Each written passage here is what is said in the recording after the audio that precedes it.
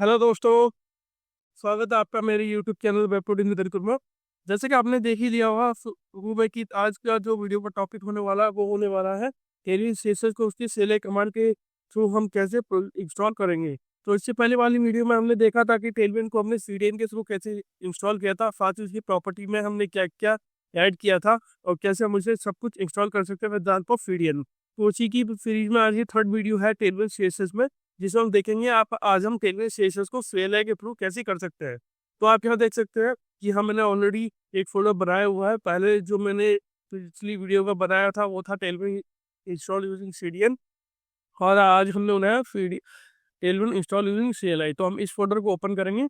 सबसे पहले आपको मैं एक चीज़ बता देना चाहता हूँ। सबसे पहले अगर टेलविन सीएसएस को आप टेलविन सीएलआई के थ्रू इंस्टॉल करना चाहते हैं तो सबसे पहले आपके पास नोड.जेएस होना चाहिए। तो चलिए पहले हम उसके बारे में बात कर लेते हैं। तो नोड.जेएस इंस्टॉल करने के लिए आपको नोड.जेएस की वेबसाइट पर जाना पड़ेगा।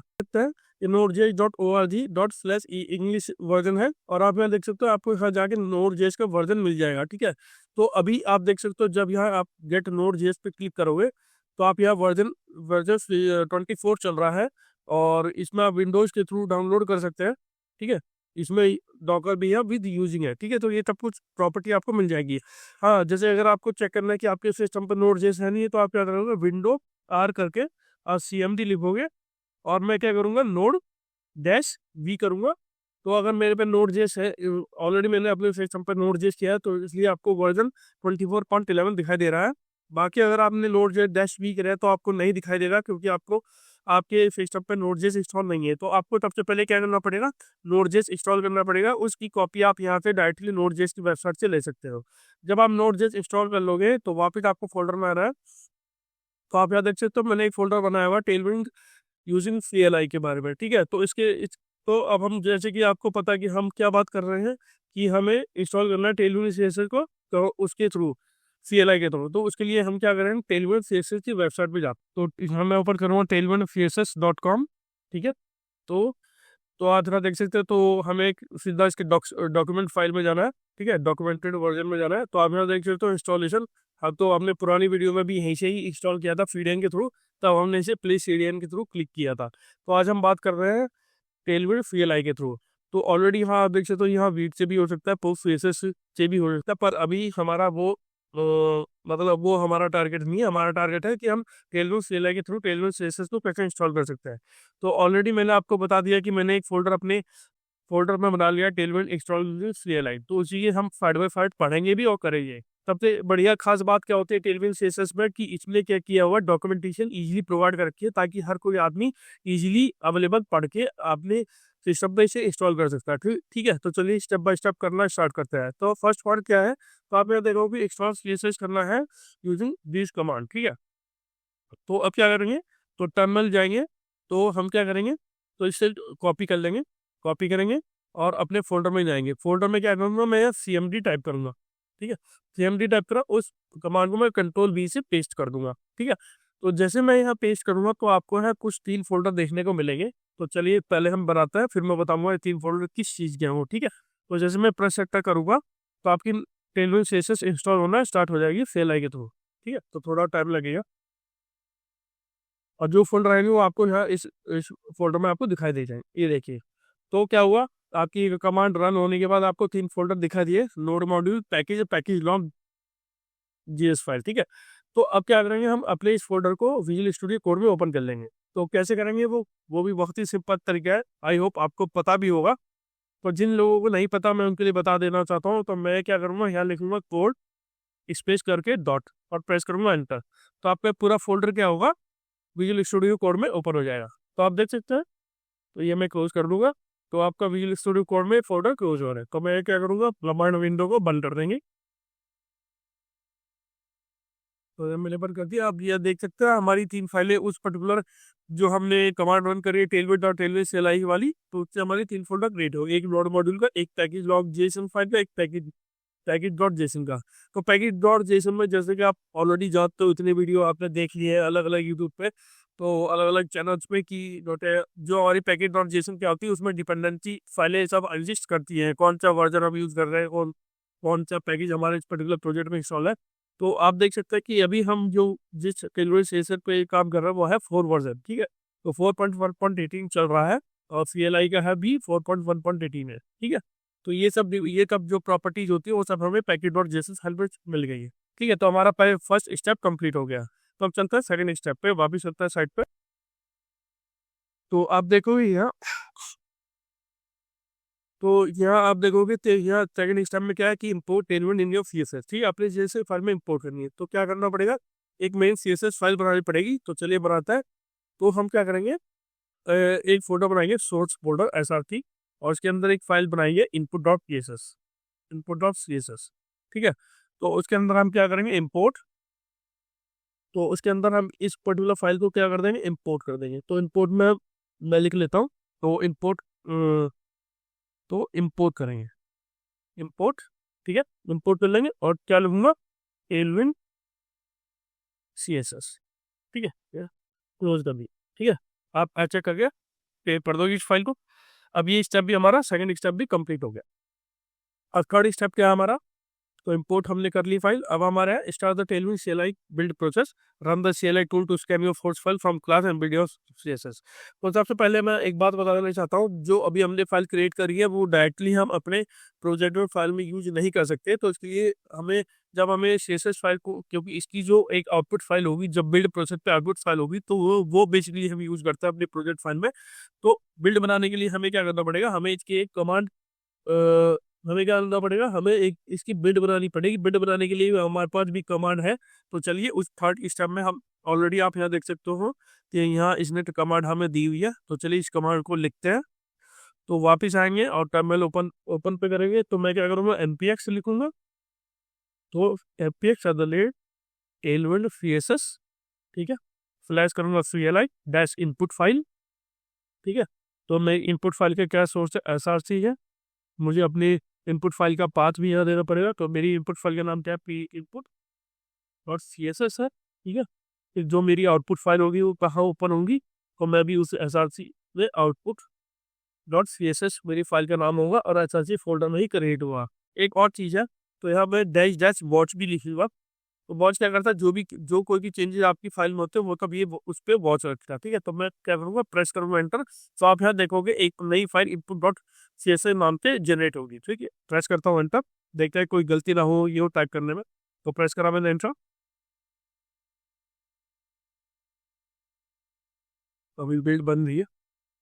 तो ये देखिए बिल्ड बहुत ही, मतलब कोई टाइपिंग में इशू नहीं था। मैंने सोचा था कि इशू आ सकता है, पर अच्छा हुआ कि इशू नहीं आया। तो आप देख सकते हैं एक output.css फाइल आ रही, ठीक है। तो बेसिकली ये वो फाइल है जिसमें आप यहाँ देख सकते हो, यहाँ टेलविंड वर्जन 4 के आपके जितने भी आपके कंटेनर थीम तो वो सब है, जितनी भी चीज़ें टेलविंड CSS में अवेलेबल होती है वो सब यहाँ आपको यहाँ इजीली अवेलेबल है, ठीक है। तो इस फाइल को हम अपने HTML फाइल में ऐड करेंगे। तो ये थ्री स्टेप्स हम पूरे कर चुके हैं। अब हमें क्या करना, अपनी टेलविंड CSS फाइल में ऐड करना है, ठीक है। तो यहाँ ऑलरेडी इसने कोड दिया हुआ, पर हम अपने कोड लगाएंगे, ठीक है। तो अपना कोड करते हैं, अपना कोड करेंगे।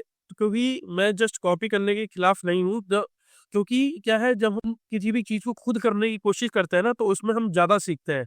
जस्ट कॉपी पेस्ट कर देना उसका कोई सोल्यूशन नहीं है। आप कॉपी पेस्ट तो कहीं से भी कर दोगे, लेकिन समझोगे कैसे। तो मेरा मानना यह है कि जिस चीज़ को हम पहले हम ट्राई करेंगे, अगर गलत हुआ तब हम उससे रेफरेंस ले सकते हैं। तो क्या करूँगा, मैं एक नई फाइल बुलाएंगे सोर्स फोल्डर में, और फोल्डर नहीं, हमें फाइल लेनी है।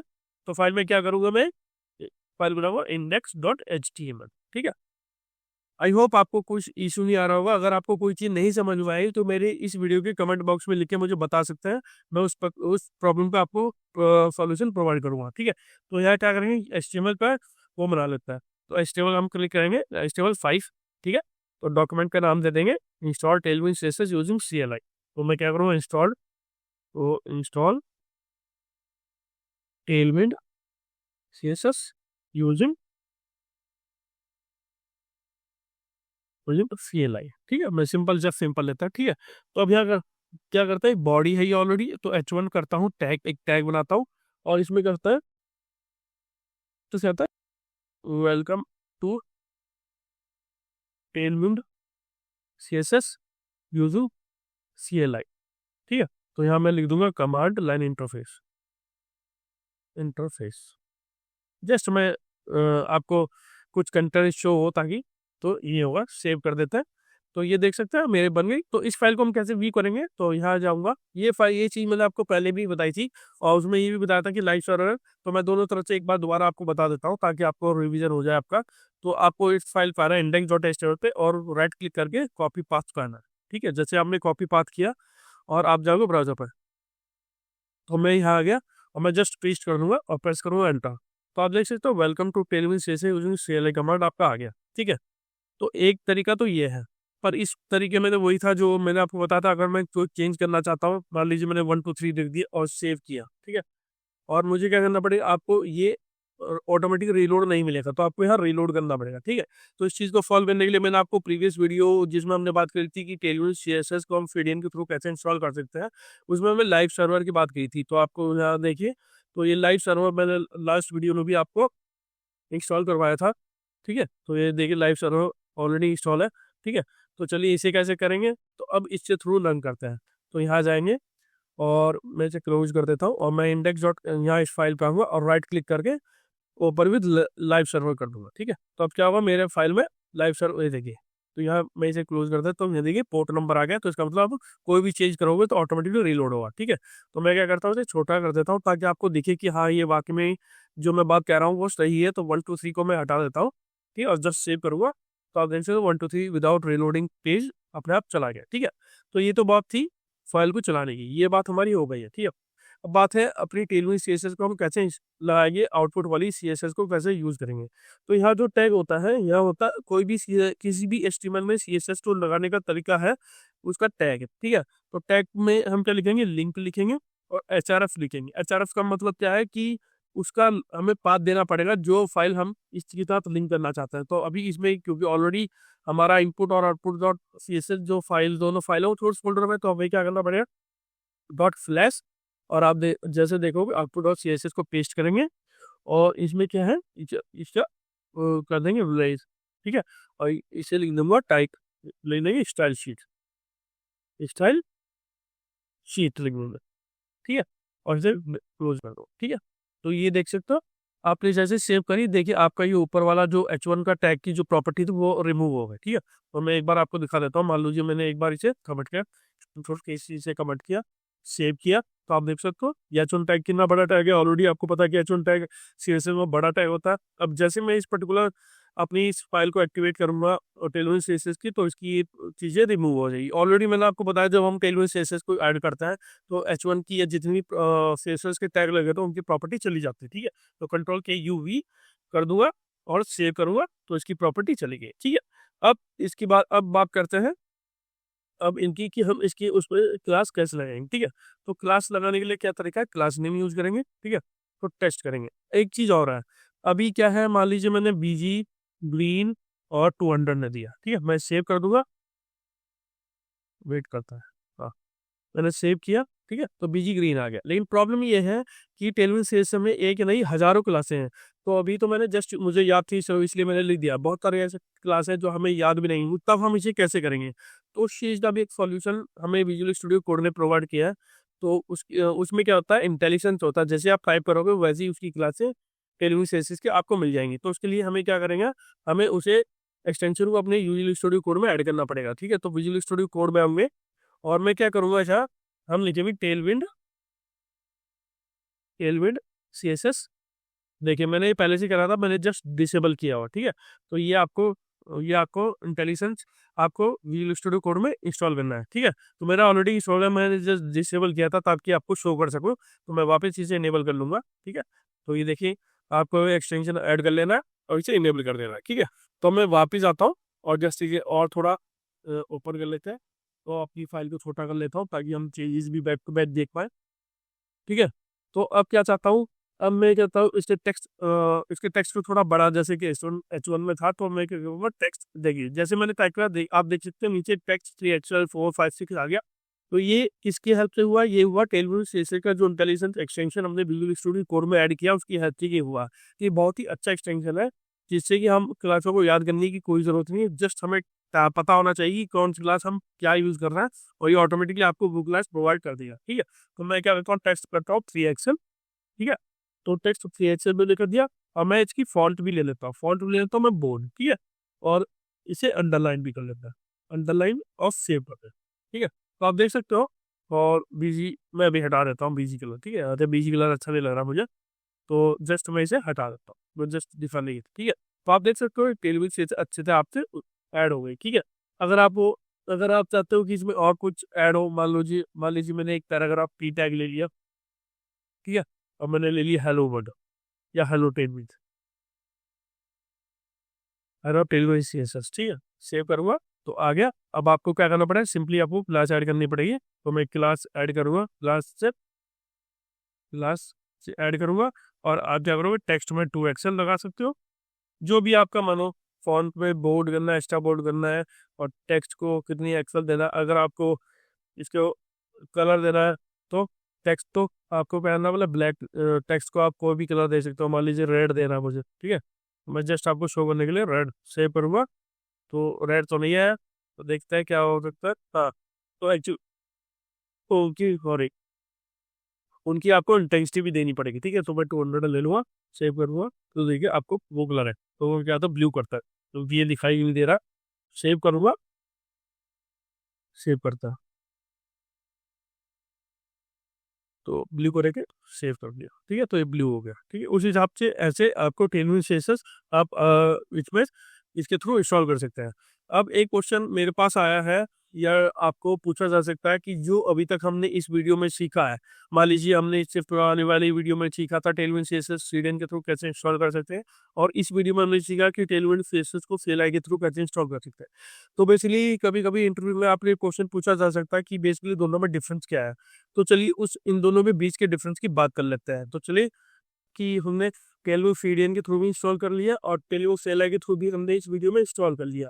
ठीक है, अब आपको बेसिकली डिफरेंस मैं बताना चाहता हूँ, क्योंकि कभी कभी क्वेश्चन पूछा जाता है कि टेलविन सीडीएन और टेलविन CLI के बेसिकली डिफरेंस क्या है। तो इसलिए मैं आपके लिए एक कंपैरिजन टेबल लेके आया हूँ। जैसा कि आप देख सकते हैं, मैंने सीडीएन और CLI दोनों का कंपैरिजन किया हुआ है। तो सेटअप टाइम में मैं लेके आया कि आपको स्क्रिप्ट ऐड करनी होगी, मॉडरेट रिक्वायर है नोड जेएस के लिए, CLI आपको करना है। ऑलरेडी पता है कि CLI को आप नोड जेएस के थ्रू नहीं, बिना नोड जेएस के नहीं कर सकते। परफॉर्मेंस की बात करते हैं तो टेलविन CLI CSS फास्ट होती है, CLI फास्ट है एज कम्पेयर टू CDM। ठीक है, फाइल साइज भी मिनिमम है CLI का, क्योंकि टेलविन CDM का ज़्यादातर 500 KB प्लस भी होता है, लेकिन अगर हम CLI की बात करें तो मिनिमम वो एक्चुअली 10 KB का हो सकता है। कस्टमाइजेशन बेसिक हो सकता है खाली CDN में, लेकिन अगर टेलविन की बात करें तो हमारे पास एक कॉन्फ़िग फाइल होती है टेलविन CSS में, जिसमें कि हम अपने हिसाब से कॉन्फ़िगरेशन या अपनी क्लासें ऐड कर सकते हैं।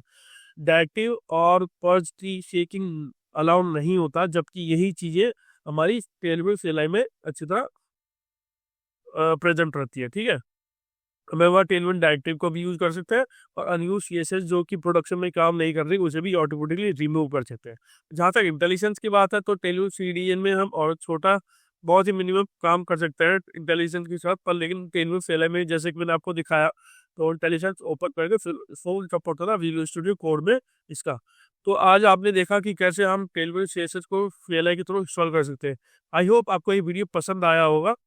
अगर आपके कुछ कमेंट है जिसमें कि आपको किसी भी टॉपिक पे कोई इशू है, या आप उस चीज़ को नहीं समझ पा रहे हो, तो मेरे कमेंट बॉक्स में लिख के मुझे बताइए। और अगर मैं कहीं कुछ गलत कर दूं तो उसके बारे में ही बताइएगा, क्योंकि कई बार ऐसा होता है कि मैं भी कई बार कुछ चीज़ें छूट गई हूँ, तो आप मुझे बता सकते हो, ताकि मैं आगे जो उन चीज़ों का ध्यान रखूंगा। आई होप आपने ये वीडियो एंजॉय किया होगा, और आपको पता चला होगा कि कैसे हम टेलविन को सीडीएन और CLI दोनों तरह से यूज कर सकते हैं। अगर आपको ये वीडियो अच्छा लगा तो प्लीज मेरे चैनल को लाइक